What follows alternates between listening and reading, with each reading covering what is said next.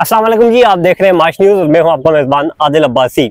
सना यूसुफ कत्ल केस की तमाम तर तफसीलात माश न्यूज आप तक पहुंचाता रहे। सना यूसुफ का कत्ल कैसे हुआ, सना यूसुफ के मरकजी मुल्जिम जो है उमर खयात, उसे पकड़ा कैसे गया, उसके बाद कोर्ट की जो प्रोसीडिंग होती रही, वो तमाम तर तफसीलात हम आपको पहुंचाते रहे। आज इस केस में मजीद तफसीलात जो है वो सामने आ चुकी हैं। मजीद तफसीलात ये हैं कि केस खत्मी मराहल में दाखिल हो चुका है। इस केस का बड़ा स्पीडी ट्रायल जो है वो जारी है, और बहुत ही स्पीडी ट्रायल इसलिए जारी है, हर किसी के जहन में एक सवाल है ये क्यों हो रहा है, तो वो इसलिए जारी है कि इस केस को जो है इस्लामाबाद की डिस्ट्रिक्ट एंड सेशन कोर्ट एक सिंबल बनाने जा रही है कि अगर मुस्तकबिल में किसी ने यह काम किया तो उसके साथ भी ऐसा ही होगा जो मुल्जिम सना यूसुफ का कातिल है उमर हयात, उसके साथ हुआ कुछ इस तरह। केस की तरफ चलते हैं कि गुज़िश्ता रोज केस की समाअत इस्लामाबाद की डिस्ट्रिक्ट एंड सेशन कोर्ट में हुई है। मुल्जिम को अदालत में पेश किया गया है। प्रोसिक्यूशन की जानिब से मुल्जिम का जो रिमांड मुकम्मल हुआ है, उसके बाद मजीद रिमांड की सदा नहीं की गई है, तो अदालत ने मुल्जिम को 14 रोज के लिए जेल भेज दिया है। शनाख्त परेड मुकम्मल हो चुकी है। मुल्जिम से जो जो बरामद करना था वो हो चुका है। बरामद क्या क्या किया गया है अब तक? मुल्जिम का अपना जाती मोबाइल बरामद किया गया है। लड़की जो कत्ल हुई है जो सना यूसुफ, उसका मोबाइल बरामद हुआ है। लैपटॉप बरामद हुआ है। दीगर जो चीजें हैं, असला जो इस्तेमाल हुआ है कत्ल करने में, वो बरामद हुआ है। तो ये तमाम तफसीलात जो है अभी तक की है।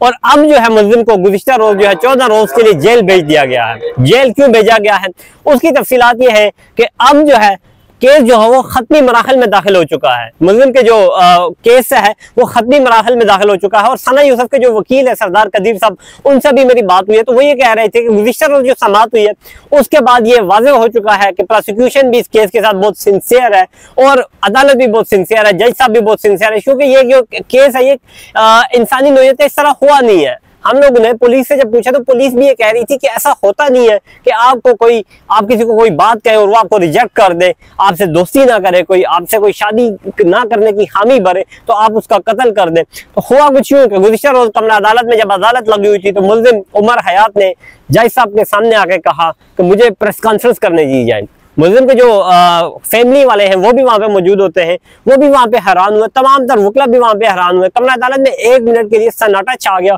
कि मुल्जिम ने जज साहब को ये क्यों कहा, लेकिन जज साहब ने उस पर कोई रिमार्क्स नहीं दिए।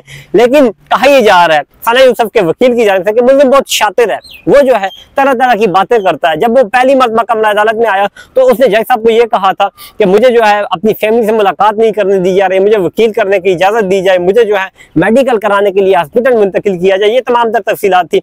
अब मुल्जिम को जो है जेल मुंतकिल कर दिया गया है। केस में आगे क्या होना है, व्हाट नेक्स्ट, वो ये है कि मुल्जिम को जब वापस अदालत पेश किया जाएगा तो तमाम तक तफसीलात जो होंगी वो प्रोसिक्यूशन दलाइल की सूरत में जज साहब के सामने रखेगा।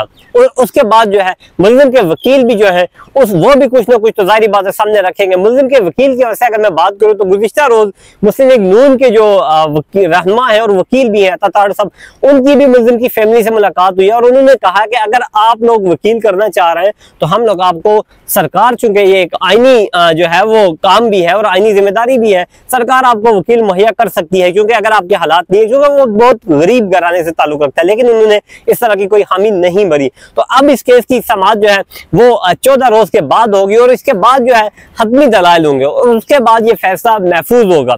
302 का ये केस है, कत्ल का ये केस है, तो मुल्जिम जो है वो जाहिर बात है इस केस का जो है वो खत्मी नतीजा सजाए मौत की तरफ ही जाता दिखाई दे रहा है। मुल्जिम जो है वो अभी तक जो है कुछ इस तरह की बातें नहीं आई, क्योंकि हमने माजी में देखा, सुप्रीम कोर्ट में भी देखा कि नूर मुकद्दम का जो इस्लामाबाद में कत्ल हुआ था उसमें जो मरकजी मुल्जिम था जाहिर जाफिर, उसके बारे में ये कहा गया था उसकी फैमिली की जानिब से कि मुल्जिम जो है वो दिमागी तवाज़ुन उसका ठीक नहीं है, वो मेंटली अपसेट है, इसलिए उसने ये कत्ल किया है, तो इसलिए उसे माफ कर दिया जाए। लेकिन इस केस में मुल्जिम के जो वालिद साहब हैं, फैमिली मेंबरान है, उनसे बारहा ये पूछा गया है कि मुल्जिम ज़हनी तौर पे ठीक है, तो उन्होंने कहा हाँ ये बिल्कुल ठीक है हमारा बेटा, इसे कोई इस तरह का इशू नहीं है। और दूसरा मेडिकल रिपोर्ट्स में भी ये वाज़ेह है कि मुल्जिम जो है बिल्कुल तौर पे, जिस्मानी तौर पे, दिमागी तौर पे, मुकम्मल तौर पे ठीक है, और उसने अपने होश और हवास में होते हुए ये कत्ल किया है। तो अब इस केस में जो एक पहलू ये भी सोचा जा रहा था कि अदालतों में शायद कोई स्टे ऑर्डर हो जाए या कोई इस तरह की अदालतों में वो छुपने, अदालतों के पीछे छुपने की कोशिश करेगा,